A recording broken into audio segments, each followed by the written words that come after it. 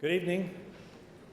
Welcome to the final in the 2015 University of Edinburgh Gifford Lecture Series. I'm Larry Hurtado, Emeritus Professor of New Testament Language, Literature, and Theology, and a member of the Gifford Lectureship Committee. It's my pleasure to introduce our distinguished speaker, Professor Jeremy Waldron, University Professor at the New York University School of Law. As he concludes tonight, the Gifford Lecture Series on the theme, One Another's Equals, the Basis of Human Equality. This evening, Professor Waldron will deliver the final lecture entitled, Hard and Heartbreaking Cases, the Profoundly Disabled as Our Human Equals. Now, as with the preceding lectures, this one is being recorded in sound and video and will be available in due course on the university's Gifford Lecture site. One small note regarding the handout. Disregard the curious annotations in the upper right-hand corner. That is an artifact of some previous stage of communication and is not relevant. I now have the pleasure of inviting Professor Waldron to give tonight's final lecture. Will you join me in welcoming him to the podium?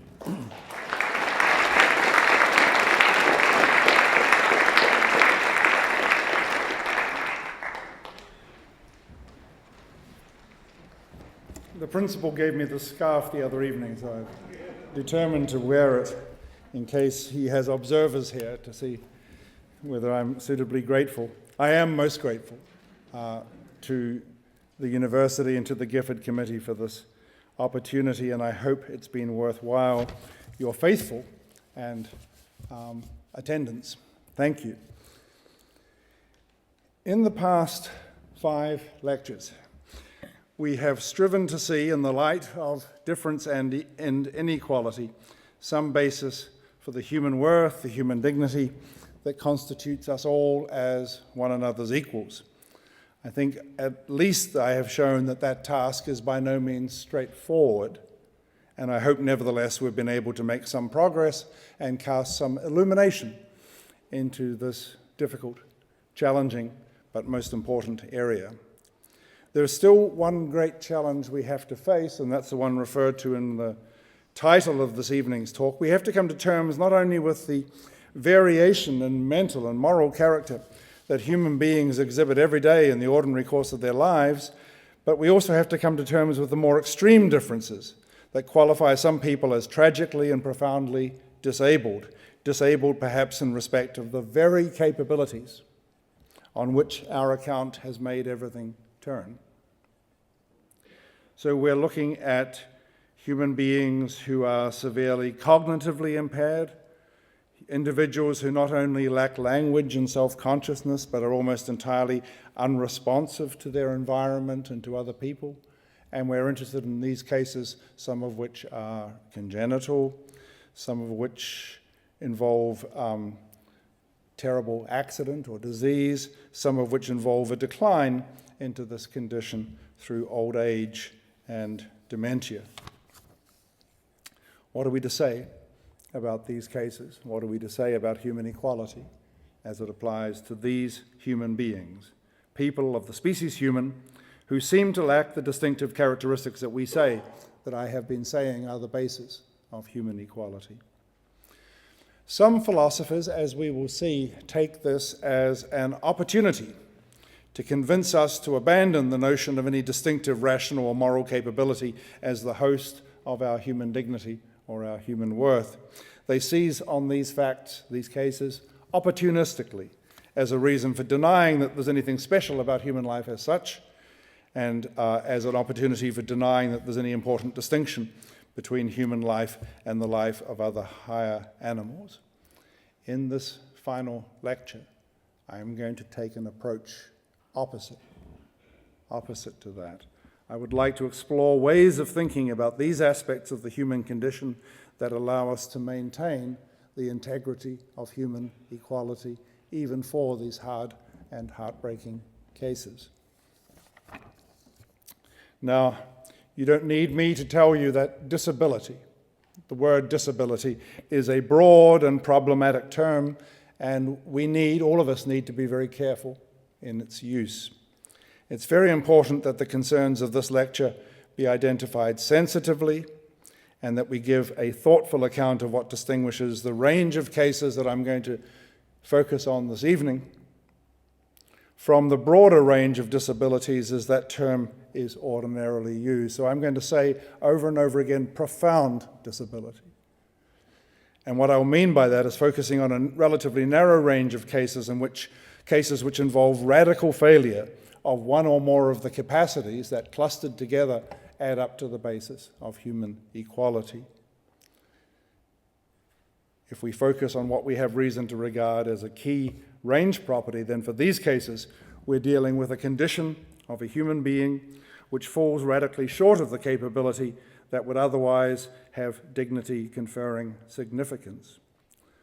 The condition they are in may be understood affirmatively as some condition which blocks or damages or supersedes the key range property, or it may be understood as just the absence of the key range property, though in either case we're never really dealing with simple absence, for there are always the organic structural rudiments and remnants of the range property present, and that will be quite important for our argument. So somebody who can't speak often has a larynx and a tongue, and their brain is organized as though it were for a person who could speak, except the brain doesn't work for the speech centers. But there is infrastructure, physical infrastructure, that entitles us to say this being had or has a potential for speech that has heartbreakingly not been realized in this case. This is going to be important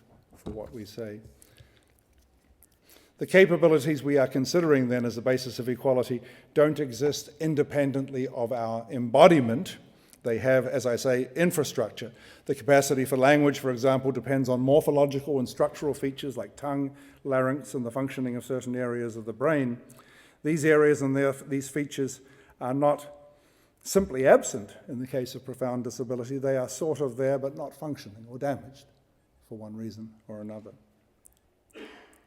And I'm going to focus on this profound disability, distinguishing the cases, this narrow range of cases, from other cases where we would use the term to describe the predicament or the forms of life of people who are deaf or suffer from dwarfism or suffer from Down syndrome, people who in fact are capable of leading human lives in a much more familiar sense. In a way, because there are no bright lines here, we'll want to work with complementary strategies to deal with those two senses of disability. The issue of profound disability is increasingly recognized as important in political philosophy. Citing Eva Kittay's wonderful book, Love's Labour, Essays on Women, Equality, and Dependency, that's Kittay, K-I-T-T-A-Y. Citing that book, one philosopher has observed that every theory of justice must now be tested with respect to the issues of providing care for the profoundly disabled and of compensating those who care for them. I will talk about carers towards the end of today's lecture, but our task today is more limited than that, but if anything more important, it involves reconciling the basis of human equality, which underpins everything we want to say about justice and dependency and care, reconciling the basis of human equality with human situations in which we have no alternative but to acknowledge the absence of the properties on which humanity and human dignity is supposed to turn. Now, it may help, I've already said something to indicate in advance what the bottom line of this lecture will be, so just so you know where we're heading. My claim will be that those whom we must call profoundly disabled are human persons too, comprehended by the basic equality that we have talked about, endowed with human dignity, distinguished as we all are by our nature from non-human animals, entitled as far as possible, as far as makes sense, to the benefit of the basic equality, the fundamental human equality, which is the topic of these lectures. Their relation to the basis of human equality is not straightforward, but just because something is complicated doesn't mean to say it's tentative or ambiguous. Yeah? I want to take up the challenge of giving a complicated account of something that's very, very important. I believe that we will find that sustained thought about these cases actually works not to patch over an embarrassing hole in the lectures, but to generate a more complex and sophisticated account of equality itself.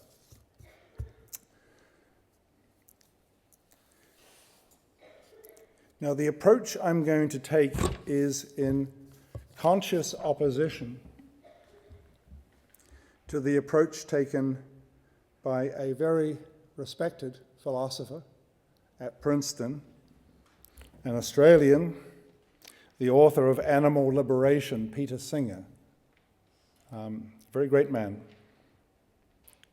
I said earlier that the cases I'm talking about tonight are treated by some ethicists as a ground for denying the thesis that humans are equal on a basis that distinguishes them from all of the non-human animals we know, and that's more or less Peter's position. Considering what he calls the claim that self-awareness or autonomy or some other similar characteristic can serve to distinguish human from non-human animals, Peter Singer invites us, and this is, I think, on the sheet there, invites us to recall that there are intellectually disabled humans who have less claim to be regarded as self-aware or autonomous than many non-human animals. If we use these characteristics to place a gulf between humans and other animals, we place these less able humans on the other side of the gulf. And if the gulf is taken to mark a difference in moral status, then these humans would have the moral status of animals rather than humans. But, says Singer, this would have consequences few of us would be willing to accept. In a rather brutal passage that I have not put on the sheet, he writes, "None of us would want to use profoundly intellectually disabled humans in painful experiments, or to fatten them to satisfy some gourmet's interests in tasting a new kind of meat," which is what we do with animals. Yeah? He mitigates the brutality, however, by insisting that the aim of his argument, and I think I do have this on the sheet, is the aim of his argument is to elevate the status of animals rather than to lower the status of any humans. Peter says, "I would like our conviction that it would be wrong to treat intellectually disabled humans in this way. I would like that conviction to be transferred to non-human animals at similar levels of self-awareness and with similar capacities for suffering." And I take him at his word on that the point. But the idea is that if we follow through on our intuition that profoundly disabled people nevertheless have human status, the result is that we have no way or no basis for excluding certain non-human animals from that same status. We'd have to relabel it. It wouldn't be human status anymore, but it would be a status founded on the same range property. If we are to be consistent, we must either include the animals or exclude what Singer calls their profoundly disabled human equivalents. Yeah? Their profoundly disabled human equivalents. That's a challenge, isn't it? And Singer is right to insist that we deal consistently and non-evasively with this issue, and that we should extend the benefit of whatever scheme of classification and theory that we are using to comprehend cases of human disability to all other sentient entities as well. And he is right, I think, to criticize moral philosophers for having glossed over this issue, or brushed it aside, or saying that they'll deal with it another day. Last Thursday, I introduced the idea of a range property, so that we don't have to say that humans have the same cognitive abilities or the same moral abilities, but just that we can define a range and all humans are within that range. So it's natural to wonder whether the appropriate response to the cases of profound disability, to keep faith with our intuitions that these humans are humans too, that the appropriate response would be to widen the relevant range, right? Taking in not just Gretna Green, but Carlisle, to use my Scottish example, perhaps Dublin as well. Natural inclination is to deal with this issue by taking advantage of the flexibility of the idea of a range property, manipulating it in a way that is responsive to our strong intuition that the lives of the profoundly disabled are human lives, that their worth is human worth, and that in fundamental terms they are the equals of any of us.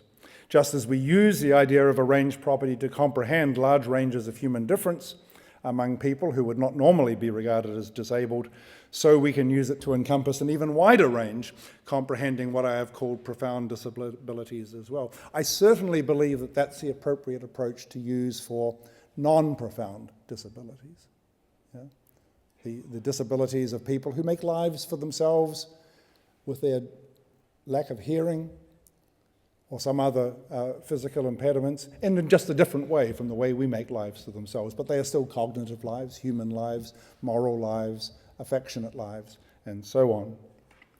So couldn't we even draw the range wider than that to take in the profoundly disabled as well? Maybe a drastic expansion, but if this is what our intuitions command, that's what our theory must do.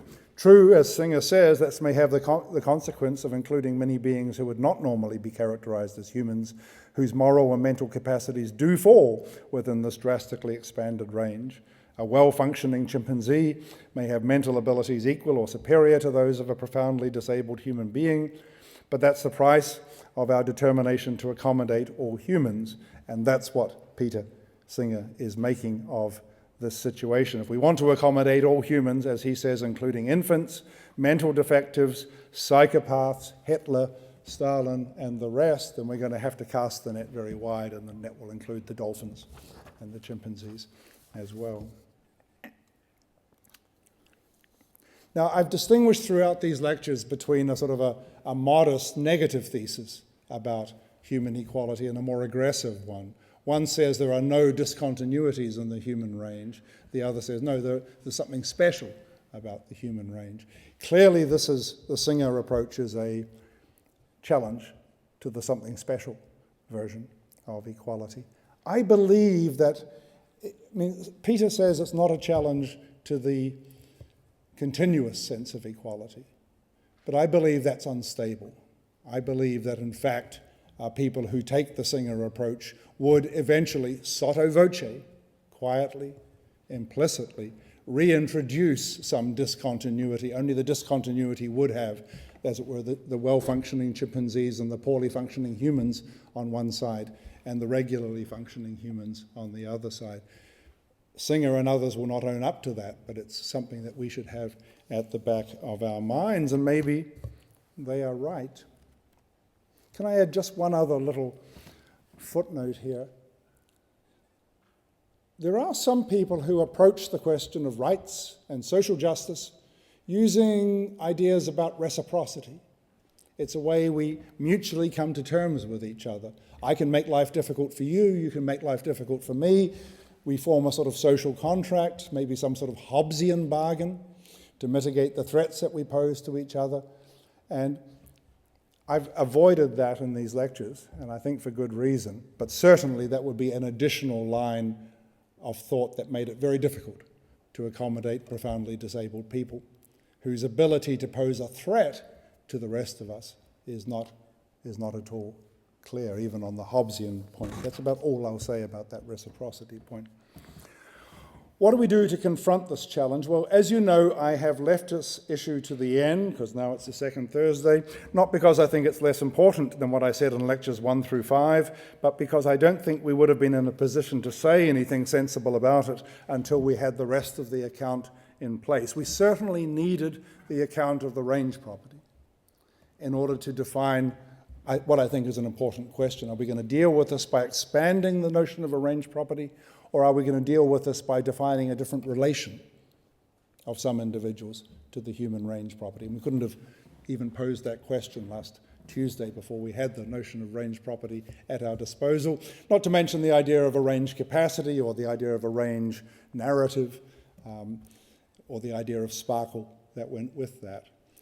So I wanted to have that in place. John Rawls, who's one of the people who is accused of infinitely postponing consideration of this issue, insisted, I think quite rightly, that you had to get the basis of ordinary human equality into place first, and then deal with scattered cases of profound disability. You shouldn't use the second as part of the first step of the process. He just never got to address the second step. That's the trouble with rules.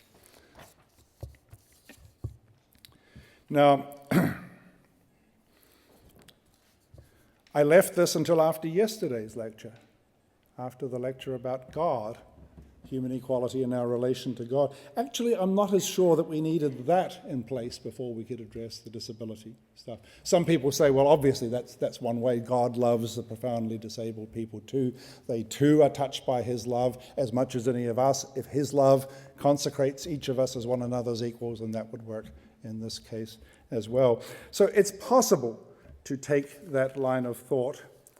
In the great encyclical Evangelium Vitae, the Gospel of Life, Pope John Paul raised the question of whether we should even be considering range properties like rationality, or language, or moral ability, or personal autonomy. Should we be considering any of that while we know that there are some human beings whose lives cannot possibly be characterized in that manner? And in section 19 of that encyclical, the former Pope maintained that it is clear on the basis of this that there is no place in the world for anyone like the unborn or the dying or the disabled who is a weak element in the social structure, or for anyone who appears completely at the mercy of others and can only communicate through silent language of a profound sharing of affection. So some suggestion has been made that we would have to go towards a religious account that wouldn't depend on consecrating any features of the human being, but would just depend on the relationality of God's touch or God's love on each person. Except you can't help noticing that elsewhere in the encyclical, when nobody is looking, Pope John Paul insists that humans are distinguished from other animals by their reason, and that God has endowed us with reason and understanding and knowledge of him and his love in order to distinguish us from the other animals, and that is part of the glory of the image of God. And so he feels entitled to use those intuitive religious ideas that do seem to refer to some attributes of the human being, some essence of the human being, in which case his complaints about secular liberals who use such attributes can hardly be justified. I think the reasons that we have for focusing so strongly on moral capacities, reasoning capacities, language capacities, and autonomy capacities cannot be pushed aside in this way. We have to take those intuitions too and relate the situation of the profoundly disabled to that. We can't just say that this is a reason for abandoning any emphasis on capacities, whether those capacities have a religious flavor or not. So I teased you a little by postponing the discussion of profound disability until after yesterday's discussion of religious themes. I have no doubt that religious people, church folk, certainly do bring and can bring a special variety of care and a special sense of shared obligation to care for those whom God has called to live a life under these conditions of profound disability. But by and large, the account I do want to give this evening and the complexities that I do want to introduce this evening will not generally be religious complexities. I want to see how far we can do this in secular terms. Not that I oppose religious grounds, you understand.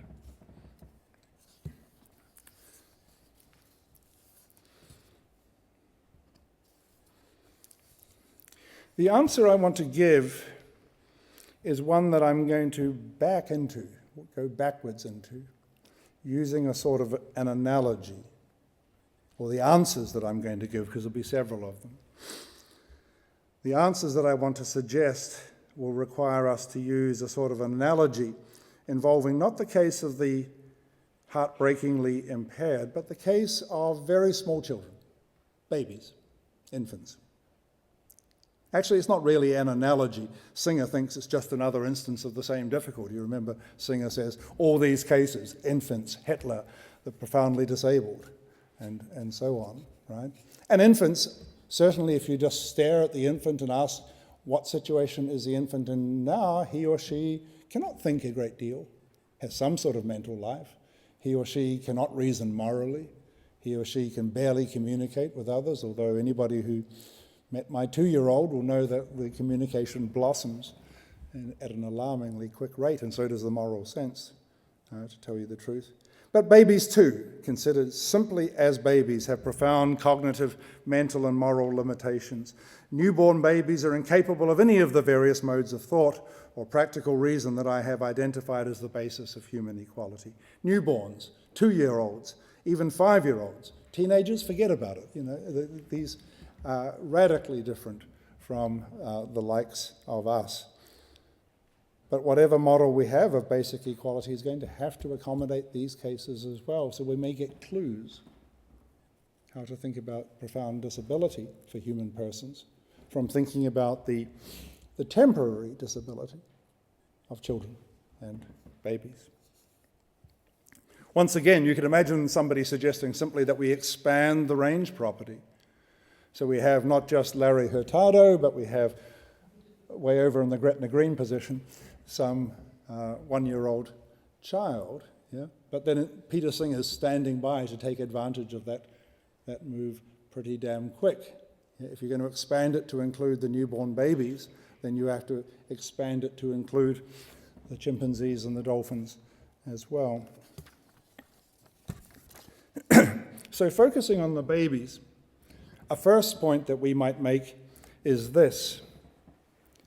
It's probably a mistake to think in static terms about babies. Yeah? Because the thing about babies is that they grow and develop at an alarming rate. I've been talking for many of these lectures simply about human beings identified as individual entities with their current capacities, but the key thing about babies and infants is that they are growing and changing. They are individuals existing at points of time, but they are not just individuals existing at points of time. The points of time are moving, the babies are growing in size and ability, their brains are structuring themselves, they are quickly acquiring a range of skills. They are early stages of whole lives lived over a period of some 80 years or so. We have all of us, been squalling babies at one stage or another of our lives. Yeah? And I have insisted several times now in these lectures that any account of human equality must come to terms with the fact that human lives are lived along a trajectory, at various stages of which infancy, childhood, mature adulthood, senescence, at various stages of which we seem to present ourselves as different kinds of human. This is true of every single human life. Every human life is a developmental trajectory, a changing pattern, but intelligibly changing, and changing in a very familiar way over development from baby to infant to young child to teenager to young adult to full adulthood to middle age to senescence, and so on. And what we value, I think, when we value human beings, what we accord worth and dignity, when we accord worth and dignity to human beings, are those whole human lives extended in time. We value whole human lives, not just slices of them. And if we are to use the rather crude image of the range property as a sort of circle with an array of points inside the circle, then we should think of that circle as a kind of a slice of something vaguely sausage-shaped. Yeah? And so a person's position in the range property consists not just of a point, but of a line between successive circles. If I was adept at PowerPoint, I'd be drawing this up on the screen for you, but you can visualize it in your mind's eye. A set of circles, and the range of infant capacities is one thing, the range of toddler capacities is another, the range of teenage capacities is a third, the range of adult capacities is a fourth, and even working within the ordinary human range, you would be tracing each person as a line between points on those successive circles or slices. Yeah? So whether you think of it as like a salami sausage or a snake that you sliced up, or a set of slices that have been assembled with threads holding them together, it seems to me to be the way to think about human lives. None of this is incompatible with the idea of a range property. It just complicates the range property by adding a fourth dimension of time or a third dimension in our representations.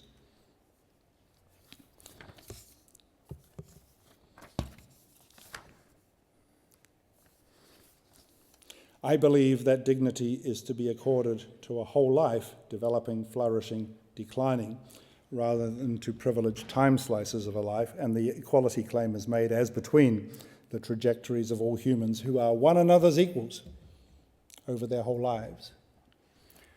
Now, there's a rowdy section of the audience in row 3 on my left there who have been peppering me with questions, extremely illuminating and helpful questions, and somebody took advantage of the lull before we began today to say, well, what view does this lead you to take about fetuses? What view does this lead you to take about stages of human life before birth? And I want to say I had been hoping that nobody would ask that question. But 2 things to say.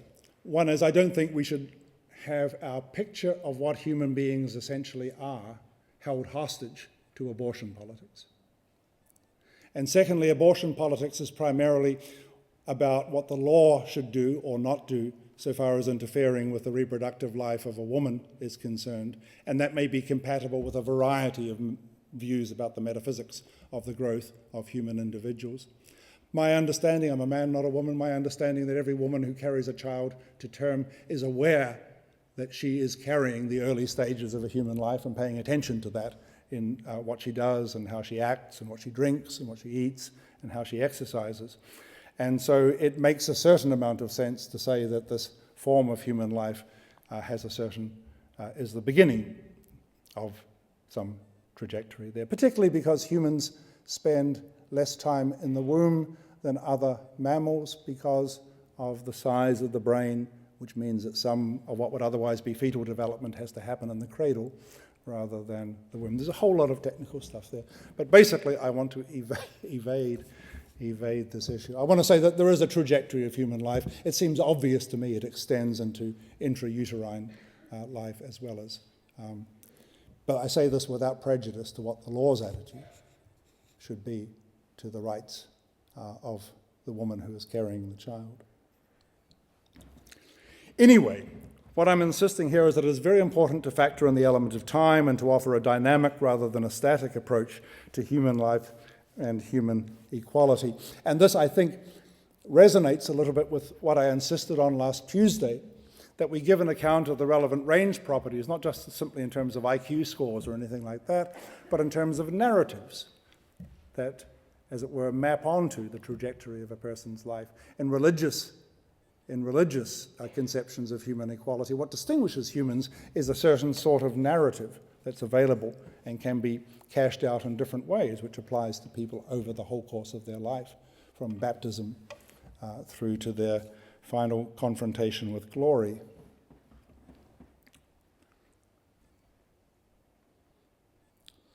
A sense of time also liberates us from the idea that the exercise of the key capacities occupies us, even us fortunate ones, uniformly throughout the lives. Not only must we give an account of infancy, but even in our adult lives, none of us is continually engaged in moral agency or personal autonomy. We're sometimes off duty on these matters.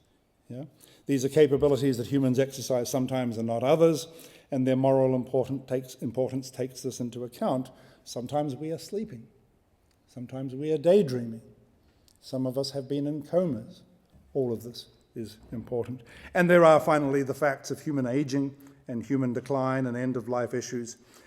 The person with profound dementia towards the end of life, where our understanding of their condition is associated with an awareness of the life they lived when they had, in active exercise, the qualities on which human equality is based. Plus, this is true of chimpanzees and dolphins as well. They too have lives lived over a trajectory. And if we were making the Singer comparisons, we should be making the comparison of whole lives, not of human infants with adult chimpanzees and so on. It seems to me to be a complete failure in his account not to realize that. The other mammals that on Singer's account we compare disabled humans to, they too have life cycles. Their capacities too are to be considered in a four-dimensional series, and that probably means that we're making some sort of fallacy if we compare, say, a human newborn with an adult chimpanzee.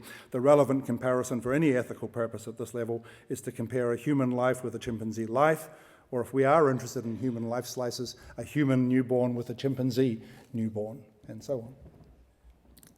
Now, once we have in mind this trajectory of human life, we can, once we have in mind the salami-like series of human or animal time slices, we may complicate that picture a little further as well, for then we may say that each stage in this series is shadowed by a variety of ways in which things may go wrong. We are brittle, fragile creatures.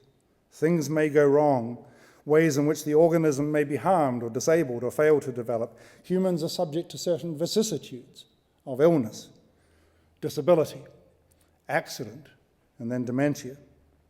For humans, emphatically, and this is my point, these diseases and disabilities and contingencies are part of the human condition. They are not just the condition of a species that happens to look like our own. Other species, again, have their own equivalents. Our vicissitudes, our fragility, make us a being of a certain sort. We are not angels. We are embodied beings and embodied through processes that can go well or can go badly.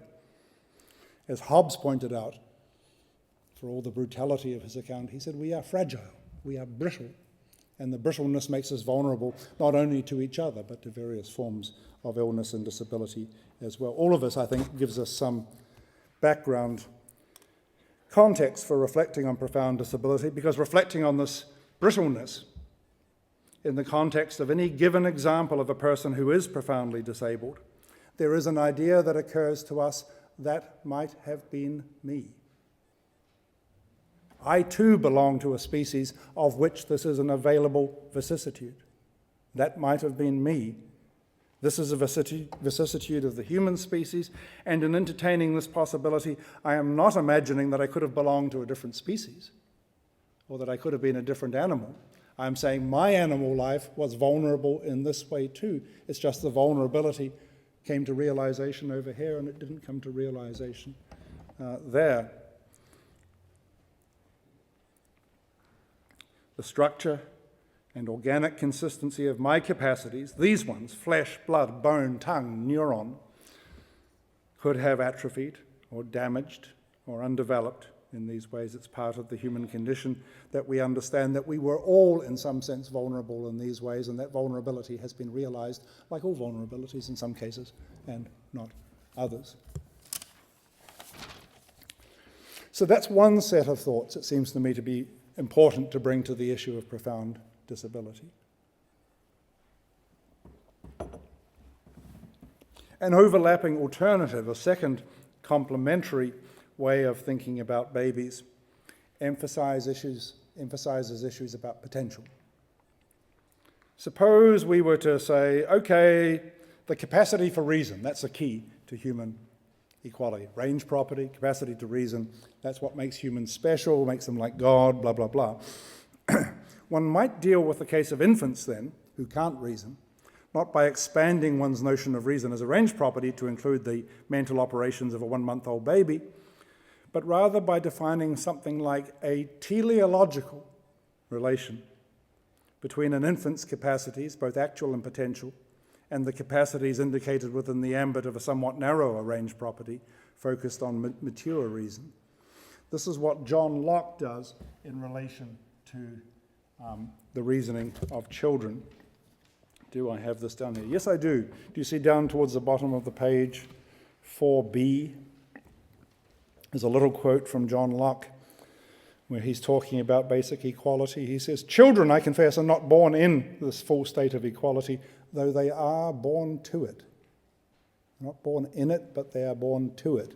That's using the preposition as a teleological preposition. They are destined for this reason. They are destined for this reason. Children are not born in this full state of equality, though they are born to it. We are born free as we are born rational. Not that we have actually the exercise of either. Age that brings one brings with it the other too. Now, this is a compressed passage by Locke, extremely important, it seems to me, extremely important. And despite its complexity, an account like this, which stresses the destiny of the young child, is much more sensible than the sort of Peter Singer approach which insists on asking what's the relevant difference in actual capacity between an adult chimpanzee and a human infant, in virtue of which the human has more value and commands more respect than the chimpanzee. Infant chimpanzees are born to the capacities of full chimpanzees, infant dolphins to full dolphins, infant humans to full humans. Singer and those who sail with him are enormously uncomfortable with this teleology. And I've heard the followers of this line denouncing the relevant idea of a potential here as mere spooky superstition that has to be predicated on religious grounds. Will Kimlicka and his wife Sue Donaldson, writing in Zoopolis, talk about the increasingly contorted intellectual gymnastics that people like me are using. Well, I'm certainly capable of contorted intellectual gymnastics, as you know to your cost. But it seems to me that this emphasis on potential is not one of them. It doesn't depend on the religious stuff.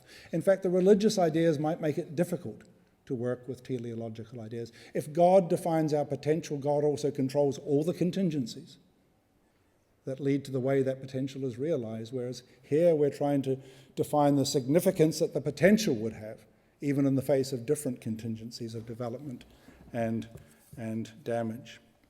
My point here is that the relevant teleology is, in the first instance, biological. Yeah? The child is born with a tongue and born with a brain that develops in certain ways, and the ways that it develops are unintelligible except on the assumption that this part of the brain is developing for speech. Yeah? And we can give an evolutionary account of what that functionality amounts to. Birds have hollow bones, which makes it easier to fly. The function of the bone's hollowness, the function of the absence of marrow in the bird's brains is to make flight possible. A bird whose wings are clipped nevertheless has hollow bones, and those hollow bones cannot be understood apart from what was once the potential for flight. Giraffes have long necks to enable them to browse the leaves of very high trees, and a giraffe that is crippled and cannot stand up still has a long neck, and the explanation of why it has a long neck in evolutionary terms would be the same. It has a long neck because that was the best way to get at the high leaves. Explanations of this sort are non-spooky. They are infrastructural. It is possible in a biological context to give functional explanations of human attributes. And I believe this is true of the attributes we are talking about as well. Peter Singer was once giving a presentation at Columbia Law School, where I used to teach before I was kidnapped and taken to NYU. And he was pursuing his normal line about disabled people or children being roughly like well-functioning chimpanzees. And a woman in the audience raised her hand to ask the first question. And Peter said he didn't want to answer a question by her because she'd been following him around forever. I said, well, you're on my turf now, you'll answer the questions that come from the audience. So she said, I have a profoundly disabled daughter, and you can't understand the disability she suffers, except that this is a being made for speech that can't speak. This is a being made for thought that can't think. This is a being made for effective neural control of movement who can barely control motor functions. You can't understand her predicament. You can't understand the situation that she is in, except that in terms of her being, in a sense, wired for speech, for reason, for neural control of movement, and so on. You can't understand the predicament unless you understand the potential that has been frustrated in this case. She is not, said the woman, like a well-functioning chimpanzee. And Peter, like the famous character in Ring Lardner's book, answered by saying, well, shut up, he explained. And I think it's an important point. There's nothing spooky about it. There's nothing superstitious about it. There's nothing even theological about it. We can say God created her daughter to speak and the daughter can't speak. We could say that. I don't want to disparage that. But we don't have to introduce God into the picture in order to make sense of this potential. This is a human potential, present but effaced and superseded and blocked or damaged in this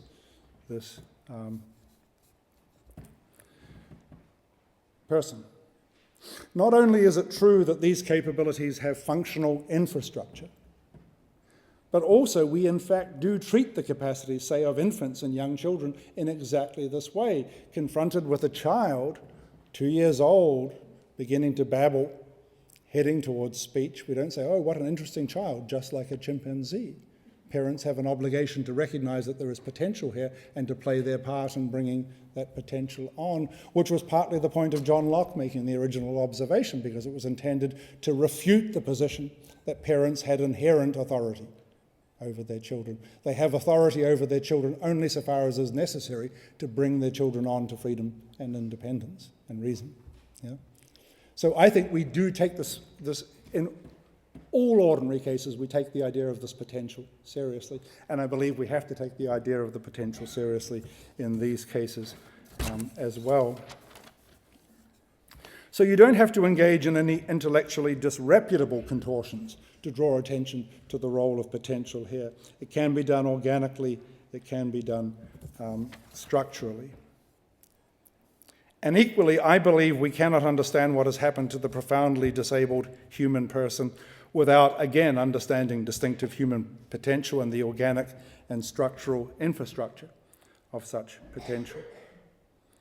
In this regard, I think there are massive differences between humans, even profoundly disabled humans, and their closest animal relatives. Not to mention there are differences between a profoundly disabled human and a profoundly disabled chimpanzee. Again, we insist on comparing like with like. Not only that, but we must bear in mind that those who are profoundly disabled present themselves as human and are distressed, and those who care for them are distressed because they're not functioning as human. And the fact that the properties which are the basis of human equality do not apply to them is a fact belied by their appearance and structure. But it's not just a matter of surface morphology. It's a matter of the organization of the being, which in somehow has gone wrong. Now, the difference between the Lockean approach, slight tension, and the trajectory of the human life approach is that the Lockean approach seems to privilege the telos, the actual attainment of reason and freedom and equality. Whereas on the trajectory of life, I was saying that the whole thing is to be valued.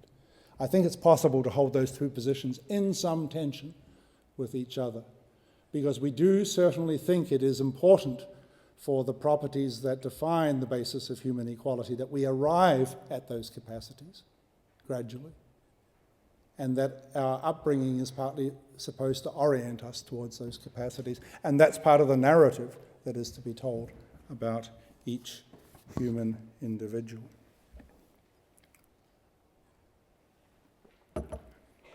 Trajectory, teleology, got to have a third T.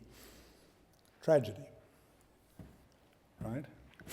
When we come across a profoundly disabled human being, we no longer put them in circuses and say, how interesting. We say, what a misfortune, what a tragedy. We have to be very, very careful with this idea, because people involved in disability identity movements, disability rights movements, quite rightly protest being analysed through the lens of tragedy or misfortune. They say, I'm living a deaf life, and a deaf life is a decent human life to live, and I will not have people even sympathetically describing it as a tragedy. And I respect that greatly. It's part of, remember I said we're going to have to do a two-track approach to this. But for the profoundly disabled among us, it seems to me that if the language of tragedy is not appropriate, the language of misfortune is.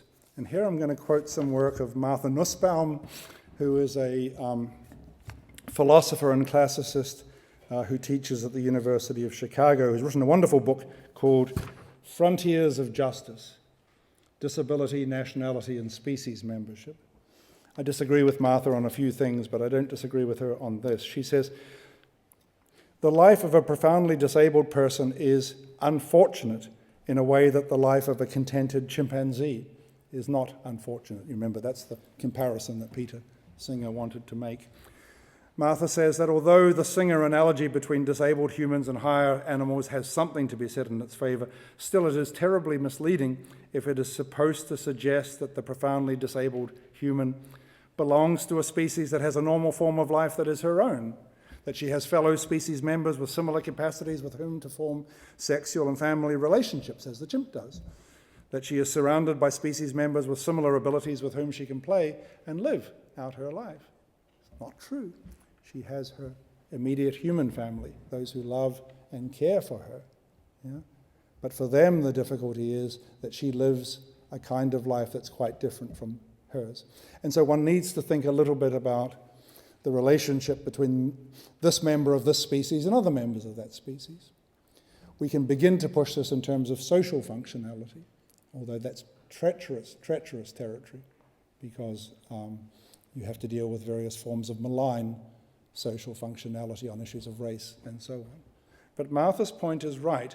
The profoundly disabled human is surrounded by humans who lack her impairments. She lacks the relative independence that most adult members of her species community have, and that animals of other species typically attain. She is very unlike an average chimpanzee. Not that it's a misfortune for her to be surrounded by people whose capacities are different from hers. That is the good fortune of the profoundly respect-worthy love that sustains people with profound disabilities. But it won't do to say, oh, they're just like chimpanzees, and therefore we can make the Peter Singer maneuver if we want to. I do want to emphasize the issue of relationality. Every disabled person who suffers the condition of impairment of the range properties relevant to human equality is related to somebody who has those properties. And in that sense, the profoundly disabled person belongs to the human community. As Nussbaum emphasized, such person is not a member of any other species community in this sense. Moreover, this relatedness partakes of the profound importance of relatedness in ordinary cases. One says, this is my child too. Or one says of a demented spouse, this is the love of my life. We talk then of misfortune and tragedy, but it is important to note that whatever tragedy we attribute to this situation is not just described, it is felt, and it may be felt on all sides. I'm not emphasizing this relatedness in order to establish some form of virtual representation on behalf of the profoundly disabled. Some philosophers who take the Singer line mitigate it somehow by saying, well, we do still have to deal with those who care for such persons, and they can make life bloody difficult for us even if their wards cannot. There's something to do that. We certainly must respect, profoundly respect, those who give care to those who are humanly disabled. And that may be one reason to give their interests priority over the similar interests of comparably endowed animals. But anyway, here's the position that I've been wanting to head towards. We gave an account of range properties as though that were all we needed to make sense of a basis for human equality. I've tried to complicate it, clusters of range properties, dynamic sequences of range properties, narratives, range narratives, and so on. But we gave an account of all that as though that were all we needed to establish an explication of human equality. I think we need to think about a different sort of relation that a human individual can have to the human range. One is simple membership. You're in the unit circle. You're a point on the circle within the range. A second relation that a person can have is a vulnerability relation to the human range, because this human range was described not in terms of capacities set in stone, but the capacities that grow and are brittle. The human range and the range properties are shadowed by fragility and by the possibility of conditions in which fragility does become actual damage and impairment. So that's one possibility. It seems to me we can say a person partakes of the human range, but partakes in this different way under the auspices of these vicissitudes. Secondly, we can say that a person has a teleological relation to the human range, that it represents in potential what they might be or what those very individuals might have been. Yeah? So that's taking the teleological aspect very seriously. And thirdly, we might say we have great compassion for this misfortune or tragedy that this represents, attitudes that I think are inexplicable apart from the presupposition, as I said, that this has happened here to one of us. that this has happened to one of us rather than to a member of a species that just happens to resemble us. Now, all of this may be conceded, that this profoundly incapacitated individual is human and does have these complicated relations to the human range, but aren't we still making a mistake in thinking that the same normative conclusions of basic equality can be inferred from these different forms of relation to the human range? We sought to infer normative conclusions from the fact that somebody's, in the ordinary sense, within the human range. They too are to be accorded human dignity. They too are to be accorded rights. They too are to be given the vote and taken seriously in calculations of social policy and social justice. In the case of just being within the ambit of the range property, we give the individual the full benefit of human worth, human dignity, and human equality. Are we compelled to draw the same normative conclusions for the profoundly disabled person as well, related as she is to the human range in these other, more complicated ways? Well, again, my answer, exasperatingly, is complicated. We're not compelled to do anything in this area, right? We're talking about factual predicates that make sense of human equality, rather than factual predicates that reach across the fact-value gap and drag us across. That's what we said when we were talking about Margaret MacDonald and Hannah Arendt way back in the second lecture. There is no property or cluster of properties that compels us to recognize others as our equals, but there are properties and ranges of properties, clusters of properties and narratives of properties that make sense of our recognizing one another as equals. And so the question is, what is the appropriate response, or what would be an intelligible response, or what response would make sense to this sort of delicate and complicated relation to the human approach? In a way, this is where that sort of constructivist approach is consummated. We're dealing here with a determination, not only to recognize this person as one of us, there but for the grace of God go I.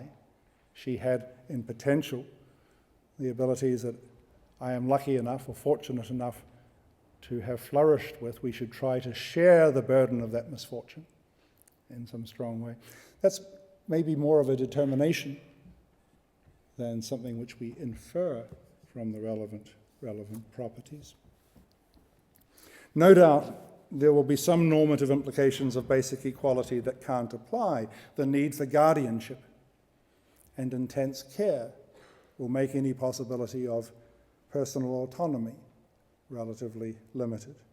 Whereas other normative implications of basic equality are clear and equal, namely equal concern for interests, equal concern for needs, nobody to be pushed aside in the calculus of social policy and the calculus of social needs. And issues of fairness and justice will be important, particularly because of the greater vulnerability and danger of being taken advantage of or sidelined as inconvenient.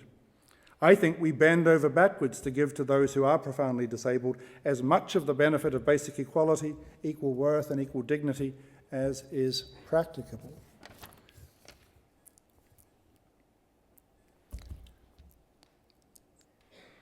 Some disability advocates have described this approach as patronizing. Yeah.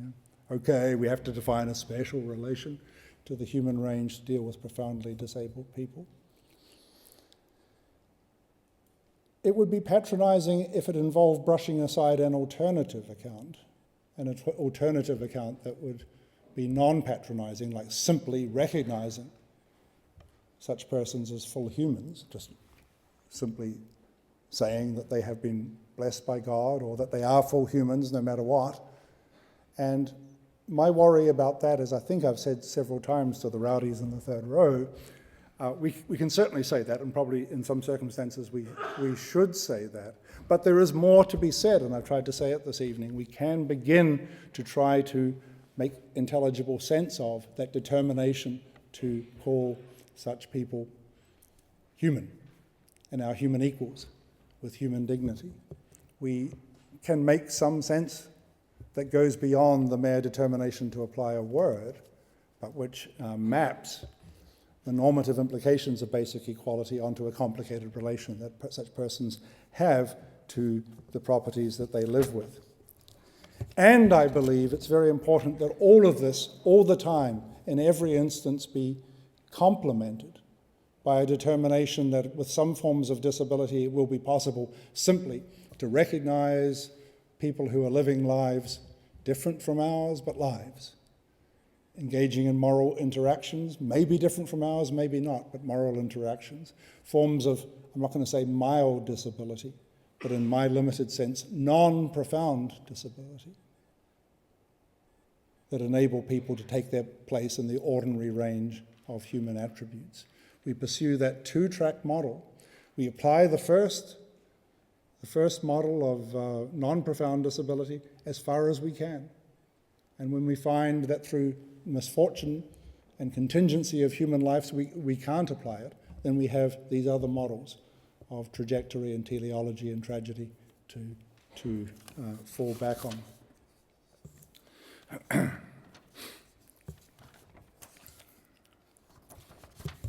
So my conclusion is it's all very complicated. And I don't know if that is a satisfactory or unsatisfactory note to end on.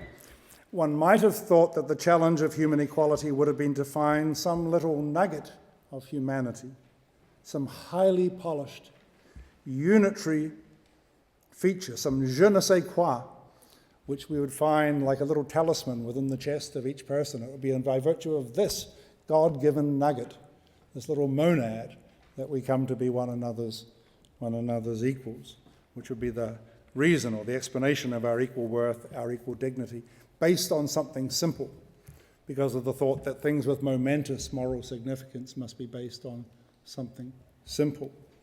We have found, I think, in our exploration over these 2 weeks, nothing so simple. Instead, we've found complexity at every turn. Descriptions, prescriptions, target descriptions, reason descriptions, constructive theories, natural theories, multiple normative dimensions, range properties, capabilities, clusters of capabilities, dynamic narratives of clusters of capabilities, religious theories, non-religious theories, ambiguous religious theories, not just human beings, but human lives, trajectory, teleology, tragedy, and vulnerability. Awful lot of complexity there. Is this what we should have expected? I think it is. We humans are exasperatingly complicated creatures. Our relation, each of us to ourselves, to each other, to God, those relations are complicated, not simple. And we are challengingly different from one another too, and these differences have been credited in a bewildering variety of hierarchical relations of subordination over the ages and in religious, ethical, and philosophical thought. And yet in the midst of all this, the idea of equal worth has shone and sparkled insistently. I think the insistence is compatible with it being an elusive and complicated idea, and I don't think we have to throw up our hands in despair at such complexity. We use the talents that are partly definitive of our dignity and human worth to make sense of these complexities, to explore them, to see what we can make of them, and I hope in these lectures I've at least been able to illustrate that approach and how far it can be taken. So thank you very, very much for your attention. That's the end of this series of lectures.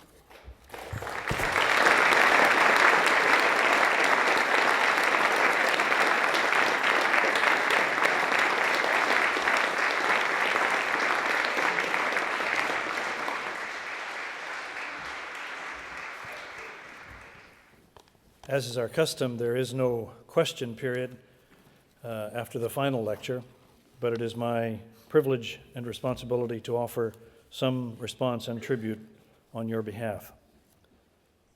In this year's Edinburgh Gifford Lecture Series, One Another's Equals, the Basis of Human Equality, Professor Jeremy Waldron has guided us in exploring a most important question. What is the nature and basis of human equality? At the outset, he distinguished this question from what we might call policy questions about how our laws, judicial procedures, and social and economic practices should reflect and promote appropriate equality in the treatment of people in various areas of life. Instead, he urged as the focus in these lectures what he called basic equality, which I take to mean a more foundational concept what it is that can justify for us those specific efforts at practical equality at policy levels. Another way to characterize basic equality, I suppose, might be to see it as a premise from which we approach the evident differences among people and the various policy questions. Or, yet again, perhaps basic equality as a stance that makes inequalities potentially problematic, that interrogates differences with a deeper concern for universal fairness and moral regard. This is obviously an important subject to probe for at least two reasons. First, there are obvious inequalities, differences among people in our various attributes, physical abilities, mental abilities, communicative abilities, and relational abilities. There are differences in race, ethnicity, color, sex, differences in religion, and other matters. One might even say that in the longer history of the human species, it is these differences that have been more influential in shaping how we have regarded and treated one another. Inequalities, at least in the sense of obvious differences of the kinds I've mentioned, have more often served as bases and explicit justification for sharply differential treatment of people. For example, justifying treating some races or types as slaves, and justifiably so, or in other ways as subservient and or not eligible for the same regard as given to those in the circle of the entitled. Professor Waldron readily agreed that basic equality is a relatively recent and still fragile notion. So any intention or disposition toward any form of equality of regard would seem to need a clear and cogent expression of what it is that we mean by basic equality, what it is that justifies it intellectually, and even demands that we see beyond differences and perceived inequalities to something more profound that unites us. Second, in light of this frequent and perhaps pervasive tendency, or to use a religious term, this temptation, to make differences and perceived inequalities the basis for sharply differentiating the treatment of people, precisely in light of that, particularly for subordinating the interests of some groups or classes to the interests of others, we need to articulate a notion of basic equality that is not only intellectually cogent, but also motivating, compelling, something with sufficient moral force that we can be moved, perhaps even shamed, to do the right thing in the parlance of the day.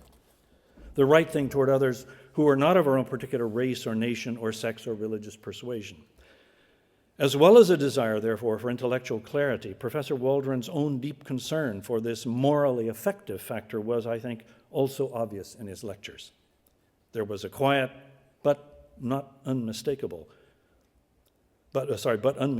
passion, as well as an incisive intellect evident in these presentations. He was also commendably fair, even generous, I think, in his engagement with other thinkers, even those today with whom he differs, seeking to identify shared concerns and valid points wherever possible, even if in the end he found their proposals inadequate. Speaking personally, I appreciated as well his emphasis on the necessity to include religious faith stances in the discussion, pointing to the potential contributions that faith traditions might be able to bring to the table. He thereby took a stance toward against the disposition of some who may underestimate this potential or would wish to banish all religious thought from public discourse. To use his expression, a theological anthropology may have something to offer, even to those for whom theology smacks of ignorance and witchcraft. Given the relative newness of serious society-wide efforts, to develop and implement notions of equality, to my knowledge, the imperfect initial efforts dating perhaps only as far back as the 18th century. And given the evident continuing need to justify and promote such notions against the powerful forces of inequality, surely he is correct to urge that all those who want to explore and affirm an outlook of basic equality on whatever basis should be encouraged to join the task. We simply cannot afford to be narrowly sectarian in this endeavor, either of a religious sectarianism or an anti-religious sectarianism. We need what one might call a virtual war cabinet approach that includes all those who can assist in the effort. Professor Waldron's inclusive stance is, to my mind, the obviously correct path to take. I should also note that as public communications, these lectures have been models of clarity and accessibility, even when he was introducing specialized notions and technical terms. Moreover, his sensitivity in addressing the difficult issues, especially evident in today's lecture, is admirable. And likewise, his engagement with the question and answer sessions modeled cordiality, an authentic attempt to understand the points and questions put to him, and, particularly noteworthy, an ability to think further along the lines of the lectures in dialogue with the questioners. Well, as a member of the University of Edinburgh Gifford's Lecture Committee, I am particularly pleased with ourselves in our selection of Professor Waldron as this year's lecturer, and also with the highly informative, thoughtful, and stimulating lectures that he has delivered. Please join me again in expressing our appreciation for them.